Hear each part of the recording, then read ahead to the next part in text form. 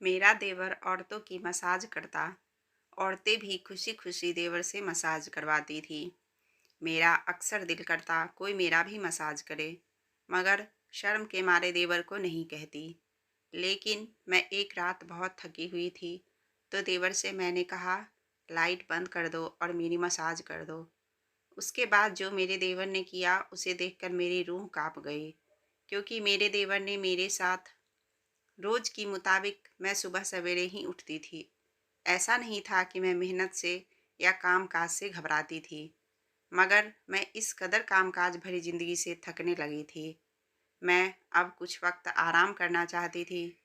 पिछले 5 साल से मेरा एक ही रूटीन था, और मेरे रूटीन में रत्ती भर फर्क नहीं आया था। सुबह उठकर नाश्ता बनाना, घर का काम निपटाने के बाद पति के साथ खेतों में रवाना हो जाती थी। फिर से दिन के 12 बजे घर वापस आती थी।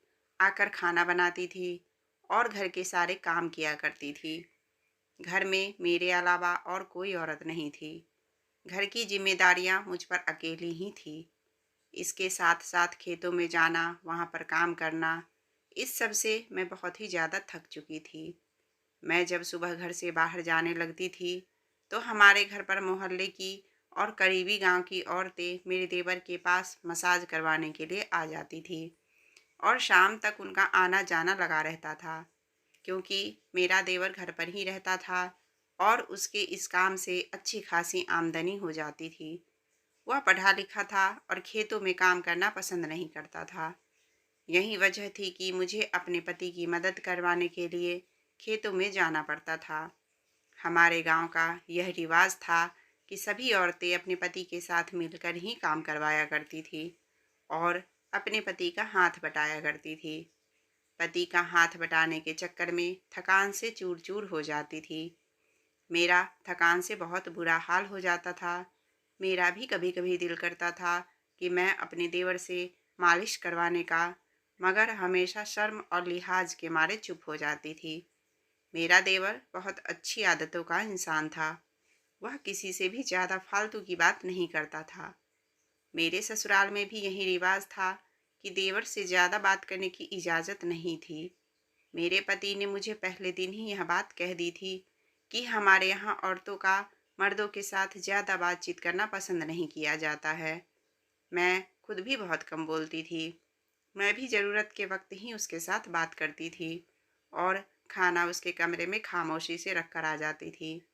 कभी कभी उसका मन होता तो वह हम दोनों पति पत्नी के साथ खाना खाता। ज़्यादातर वह अपने कमरे में ही रहता था। अपने कमरे के साथ ही उसने एक और कमरा बनवाया हुआ था, जहाँ वह अपना काम धंधा करता था। मुझे अपने देवर की समझ नहीं आती थी। वैसे तो बहुत खामोश और शर्मीला था, मगर मैं अक्सर सोचती थी कि वह ऐसा काम कैसे कर देता है। उसे औरतों का मसाज करने में शर्म नहीं आती। मुझे तो सोचकर ही शर्म आने लगती है। जब मैं अपने पति से यह बात की तो वह हंसकर कहने लगे कि उसका तो यह काम है और रोजगार भी उसी से ही तो चलता है। अगर वह अपने काम से शर्म करेगा तो खाएगा क्या। उनकी बात सुनकर मैं खामोश हो गई। मेरी शादी को उस वक्त सिर्फ 3 साल हुए थे, जब मेरी सास का देहांत हो गया था। फिर घर की सारी जिम्मेदारी मेरे ही कंधों पर आ गई थी। उनकी मौजूदगी में मैं एक पल भी खुश नहीं रहती थी। 3 साल मैंने जैसे कांटों पर बिताए थे। वह पल पल मुझ पर निगाह रखती थी। मैं कहाँ जा रही हूँ, क्या कर रही हूँ, उनकी निगाहें हर चीज़ पर होती थी। मैं उस माहौल से बहुत ही ज़्यादा परेशान हो चुकी थी।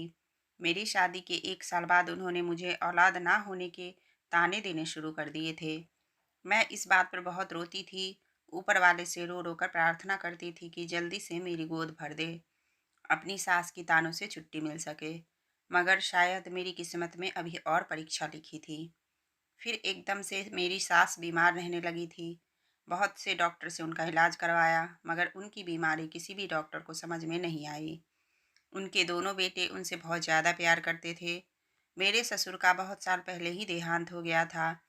मेरी सास ने उन दोनों को अकेले ही पाला था। वह बहुत गुस्से में रहने वाली औरत थी। उन्होंने सारी ज़िंदगी बहुत शराफत से गुजार दी थी। उनके माँ बाप ने उन्हें दूसरी शादी करने पर बहुत जोर दिया, मगर अपने बच्चों की वजह से उन्होंने दूसरी शादी करने से इनकार कर दिया। उन्होंने अपनी सारी जिंदगी अपनी दोनों बेटों के लिए कुर्बान कर दी। शायद यही वजह थी कि उनके दोनों बेटे भी उनकी बहुत ज़्यादा कद्र करते थे और माँ की हर बात मानते थे। जब मेरी सास बीमार पड़ गई तो उनके दोनों बेटे उनके बिस्तर के पास बैठे रहते और सारी जमा पूंजी अपनी माँ की इलाज में खर्च कर दिए, यह सोचकर कि शायद उनकी माँ बच जाए। मगर वह जिंदगी ही इतनी लेकर आई थी कि चंद महीने के बाद वह इस दुनिया से विदा हो गई। उसके बाद घर की सारी जिम्मेदारियां मुझ पर आ चुकी थी। घर के काम के साथ साथ मुझे अपने पति के साथ जाकर खेतों में काम भी करवाना पड़ता था। मेरी सास की बीमारी के दौरान मेरे पति और देवर पर बहुत कर्ज चढ़ चुका था, जिसकी वजह से हमारी हालात काफ़ी हद तक खराब हो चुकी थी और कर्ज उतारने के लिए ही हम तीनों लोग अपनी अपनी जगह पर बहुत ज़्यादा मेहनत कर रहे थे ताकि जल्दी से जल्दी इस कर्ज से छुटकारा मिल पाए। जब मैं खेतों में जाने लगती तब हमारे घर में औरतों के आने का सिलसिला शुरू हो जाता था। हर उम्र की औरतें लड़कियां मेरे देवर के पास आती थी। मैंने आज तक कभी किसी से अपने देवर के बारे में कोई गलत बात नहीं सुनी थी। सब लोग ही उसकी शराफत के बारे में बात करते थे। मगर एक दिन बहुत अजीब बात हुई। उस दिन मैं दोपहर का खाना बनाने के लिए जब घर आई तो मैं अपने मोहल्ले की एक लड़की सुप्रिया को देवर के कमरे से रोते हुए बाहर जाते देखा। मैं यह देखकर हैरान रह गई। शादी के बाद ऐसा पहली बार हुआ था। मेरे देवर की शराफत का तो सारा जमाना गवाही देता था और वह एक भला लड़का था जिसकी वजह से आज तक किसी को कोई तकलीफ नहीं पहुंची थी। तो फिर वह लड़की इस तरह रोते हुए वहां से क्यों गई थी? मैं यह देखकर परेशान हो गई और सोचने पर मजबूर हो गई। उसके बाद काम की जिम्मेदारी में लगकर मैं इस बात को भूल गई। कुछ दिनों बाद जब मैं खेतों से वापस आ रही थी तो वह लड़की अपने दरवाजे पर खड़ी थी। मुझे देखकर वह मेरे साथ इधर उधर की बातें करने लगी। मैं उससे जल्दी जल्दी बातें करके जान छुड़वाकर घर आने के चक्कर में थी, क्योंकि मुझे अभी खाना भी बनाना था और फिर पति को देने के लिए वापस जाना था। मगर वह बातें खत्म करने का नाम ही नहीं ले रही थी। तभी उसकी एक बात सुनकर मैं चौंक गई। वह मेरे देवर के बारे में बात करने लगी कि मेरे देवर ने उसके साथ अच्छा नहीं किया। मेरे बहुत बार पूछने पर भी उसने उस बात के बारे में नहीं बताया कि मेरे देवर ने क्या किया। इतनी बात कहने के बाद वह अपने घर में वापस चली गई और मैं उसके बारे में सोचते हुए घर वापस आ गई। मैं परेशान हो चुकी थी कि ना जाने क्या बात है, उस दिन वह मेरे घर से क्यों रोते हुए वापस जा रही थी। वैसे भी उस लड़की को गांव वाले अच्छी लड़की नहीं कहते थे। अक्सर मेरे पति उसके बारे में बात करते थे कि उसकी वजह से गांव का माहौल खराब हो रहा है। मगर मैं नहीं जानती थी कि आखिर ऐसी क्या वजह है कि गांव वाले उसके बारे में ऐसा कहते हैं। मेरा गांव की किसी औरतों से इतना मिलना जुलना नहीं था कि मुझे ऐसी चटपटी मसालेदार बातें सुनने को मिलती। इस बारे में मैंने अपने पति के साथ बात करने के बारे में सोचा, मगर जब तक मेरे पति के आने का वक्त हुआ तब तक घर की जिम्मेदारियों में मैं इस बात को भूल गई कि मुझे उनसे कोई बात भी करनी है। दिन इसी तरह तेजी से गुजरने लगे और एक दिन हम दोनों पति पत्नी खेतों में काम कर रहे थे कि तभी मोहल्ले का एक लड़का भागता हुआ वहां पर आया और हमें जल्दी से घर वापस चलने के लिए कहा। हम दोनों यह सुनकर परेशान हो गए कि ना जाने क्या हुआ। भागते हुए हम दोनों घर वापस आए तो गांव की बहुत सारे औरत और मर्द वहां पर इकट्ठे हुए थे। हम दोनों जब घर के अंदर दाखिल हुए तो सामने का मंजर देखकर हैरान रह गए। मेरा देवर सर झुकाए खड़ा था और उसके चेहरे और हालात से लग रहा था कि जैसे उसकी किसी के साथ हाथापाई हुई हो। वहां पर मौजूद मोहल्ले की औरतों की बातों से मालूम हुआ कि मेरे देवर ने सुप्रिया की इज्जत पर हाथ डालने की कोशिश की थी। सुप्रिया भी सर झुकाकर खड़ी थी। उसके कपड़े फटे हुए थे। वह हिचकियां लेकर रो रही थी। उसकी हालत देखकर मैंने अपना दिल थाम लिया। एक नज़र जब मैंने देवर की तरफ देखा तो वह शर्म से जैसे जमीन में गड़ा जा रहा था। सुप्रिया के माँ बाप का कहना था कि मेरे देवर को सुप्रिया से शादी करनी होगी। मगर मेरे पति यह सुनते ही बड़े हैरत में पड़ गए और गुस्से से चिल्लाने लगे कि यह सब झूठ है, मेरा भाई ऐसा नहीं कर सकता है। गांव के सारे लोग मेरे देवर की शराफत की गवाही देने लगे। सुप्रिया की असलियत किसी से भी छुपी नहीं थी, मगर सवाल यह था कि वह ऐसा करेगी ही क्यों। लेकिन सुप्रिया के माँ बाप एक ही रट लगाए हुए थे। फिर गांव के बड़े लोगों ने बीच में बैठकर मामला रफा दफा किया। लेकिन इसके बाद मेरे देवर की इज्जत पर जैसे धप्पा लग गया था और सारी औरतों ने उसके पास आना जाना छोड़ दिया था। वह सारा दिन अपने कमरे में बंद रहता, बिल्कुल गुमसुम और खोया खोया। वह पहले भी बहुत कम बोलता था, मगर अब तो जैसे बात करना ही भूल गया था। उसकी हालत देखकर मुझे उस पर तरस आता था। मेरा दिल भी यह मानने को तैयार नहीं था कि मेरा देवर ऐसा कर सकता है। मेरे पति ने बहुत कोशिश की कि वह उसके साथ खेतों में जाकर काम करे, मगर उसने साफ इनकार कर दिया। और फिर मेरे एक रिश्तेदार की वजह से उसको शहर में नौकरी मिल गई। वह शहर में ही एक किराए का कमरा लेकर रहने लगा। हम दोनों पति पत्नी घर पर अकेले रह गए। अक्सर मुझे अपने देवर की कमी महसूस होती थी। मेरे पति भी उसके लिए उदास रहते थे। मैं अक्सर यही सोचती थी कि कोई लड़की कितनी ही गिरी हुई क्यों ना हो, ऐसे अपनी इज्जत को सरेआम तमाशा नहीं बना सकती है। दूसरी तरफ मुझे अपने देवर पर भी भरोसा था। मैंने उन 5 सालों में उसमें कोई भी खराबी नहीं देखी थी। मैं समझ नहीं पा रही थी कि आखिर यह सब क्या था। इसी कश्मकश में दिन गुजर रहे थे। फिर एक दिन मुझे वह खुशखबरी मिली, जिसको सुनने के लिए 5 साल से मेरे कान तरस रहे थे। मैं बहुत ही ज़्यादा खुश रहने लगी थी। मैं अब खेतों में काम करने नहीं जाती थी। मेरे पति ने अपने साथ काम करने के लिए एक नौकर रख लिया। वह मुझे ज़्यादा से ज़्यादा आराम करने को कहा करते थे। मेरी तरह वह भी अपनी औलाद के लिए बहुत खुश थे। हम दोनों ने इस खुशी के लिए इतने सालों से इंतज़ार किया था। कुछ दिनों के बाद मेरा देवर छुट्टी पर गांव वापस आया और मुझसे मिलने के बाद अपने कमरे में जाकर आराम करने लगा। अब मेरे पति रात देर तक खेतों में काम करते रहते, ताकि उन्हें ज़्यादा से ज़्यादा मुनाफा हासिल हो। अब होने वाली औलाद की वजह से उन पर जिम्मेदारी और बढ़ गई थी। मैं अब सिर्फ घर के कामकाज से ही बहुत थक जाती थी। एक दिन मेरी बहुत बुरी हालत थी। मेरे पति अभी तक खेतों से वापस नहीं आए थे।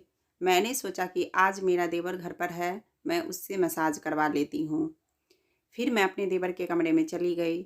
मुझे देखकर वह चौंक गया। मैंने कुछ देर सोचा कि उससे कैसे बात करूं, मगर फिर शर्म को छोड़ उससे कहा कि थोड़ी देर मेरी मसाज कर दो। लेकिन अगले ही पल मेरे लिए हैरानी का सबब बन चुका था।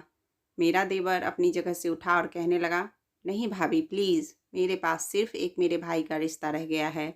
मैं इस रिश्ते को ख़राब नहीं करना चाहता हूँ। आप प्लीज़ यहाँ से चली जाइए। अपने देवर की बात सुनकर मैं जैसे हैरत में पड़ गई थी। शर्मिंदगी से मेरा कदम उठाना भी दुश्वार हो रहा था। मेरा देवर ना जाने मुझे क्या समझ रहा था। मैं अपने कमरे में वापस आ गई और यह सोचते सोचते ना जाने कब नींद आ गई। लेकिन मेरे देवर ने मुझे गलत क्यों समझा? मैंने तो सिर्फ उसे मसाज के बारे में कहा था। अगले ही दिन वह वापस चला गया। फिर कुछ दिन बाद मुझे और पूरे गांव वाले को एक ऐसी खबर सुनने को मिली, जिसने हम सबके होश उड़ा दिए। उस दिन सुप्रिया ने सबके सामने रोते हुए बोला कि उसने मेरे देवर पर इल्ज़ाम लगाया था। दरअसल वह उससे प्यार करती थी और शादी भी करना चाहती थी, लेकिन मेरा देवर एक शरीफ इंसान था। उसने जब सुप्रिया को इस बात से मना किया, उसे समझाने की कोशिश की, तो उसने उल्टा उस पर इल्ज़ाम लगा दिया कि मजबूर होकर उससे शादी कर ले। लेकिन इस बात में ज़्यादा सुप्रिया का ही नुकसान हुआ था। उसके लिए अच्छे अच्छे रिश्ते आने भी बंद हो गए थे। अब एक बहुत ही बड़ी उम्र के आदमी का रिश्ता उसके लिए आया था। पूरे गांव के लोगों के दिल में जो मेरे देवर के लिए कांटा चुभ गया था, अब वह निकल गया था और अब मेरा देवर सबकी नज़रों में सही हो गया था। मगर मैं यह सोचकर परेशान होती रहती कि ना जाने उस दिन मेरे देवर ने मुझे ऐसा क्यों कहा और उसने मुझे गलत क्यों समझा। यह सोचकर मैं जैसे पागल सी हो गई थी। फिर दोबारा जब मेरा देवर छुट्टी पर घर आया तो मुझसे नज़रें चुरा रहा था। आज भी मेरे पति रोज़ के मुताबिक घर से बाहर थे और वह लेट से आने वाले थे। मैं देवर को खाना देने उसके कमरे में गई तो वह मुझसे कहने लगा कि भाभी, मैं आपसे ज़रूरी बात करना चाहता हूँ। उस दिन जो कुछ भी हुआ मैं उस पर शर्मिंदा हूँ। दरअसल सुप्रिया की वजह से मेरे दिमाग की हालत बहुत ज़्यादा ख़राब हो चुकी थी। मुझे ऐसा लगता था कि जैसे हर औरत मर्द पर इल्ज़ाम लगा देगी और मुझे सबकी नज़रों में मुजरिम ठहरा देगी। यही वजह है कि नासमझी में मेरे मुंह से आपके लिए ऐसी बातें निकल गई। आप प्लीज़ मुझे माफ़ कर दो। मैं जो इतने दिनों से इसी कश्मकश और शर्मिंदगी से खुद से नज़र चुराए फिर रही थी, आज मैं बड़े दिनों बाद खुलकर मुस्कुराई थी और कहा कि मैं तुम्हारे दिमाग की हालत समझती हूँ। मैं तुमसे नाराज़ नहीं हूँ। वह भी जैसे मेरी बात सुनकर हल्का हो गया। फिर कुछ दिन बाद वह वापस अपने काम पर चला गया। अब उसने ऑफिस की एक लड़की को पसंद कर लिया था, उससे शादी करना चाहता था। हमें भला इस पर क्या ऐतराज़ हो सकता था। हमारे लिए यही काफ़ी था कि वह अपनी ज़िंदगी में खुश रहे। कुछ दिनों बाद मैंने एक बेटे को जन्म दिया और मेरे देवर ने भी अपनी पसंद की लड़की से शादी कर ली। हम लोग अब एक साथ खुशी खुशी रहने लगे हैं। कहानी अगर अच्छी लगी तो लाइक कर दें और चैनल पर नए आए हो तो प्लीज़ चैनल को सब्सक्राइब कर दें। वीडियो देखने के लिए आपका बहुत बहुत धन्यवाद।